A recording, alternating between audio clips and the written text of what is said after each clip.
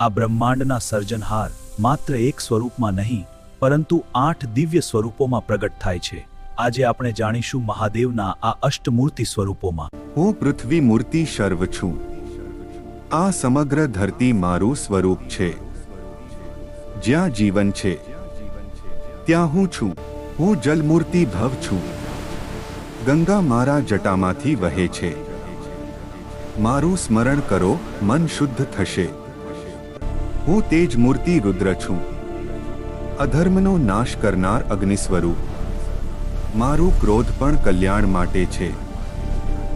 હું વાયુ મૂર્તિ ઉગ્ર છું. પવન જેવી અદૃશ્ય શક્તિ.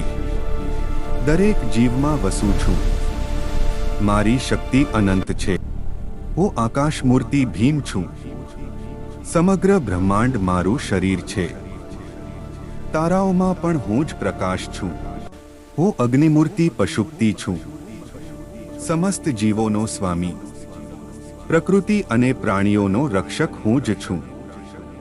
હું સૂર્યમૂર્તિ ઈશાન છું. પ્રકાશ અને જ્ઞાનનો સ્ત્રોત. અંધકાર દૂર કરીને સત્યનો માર્ગ બતાવું છું. હું ચંદ્રમૂર્તિ મહાદેવ છું. શાંત, સૌમ્ય અને કલ્યાણકારી. મારા ચરણોમાં શરણ આવનારનો હંમેશા ઉદ્ધાર કરું છું.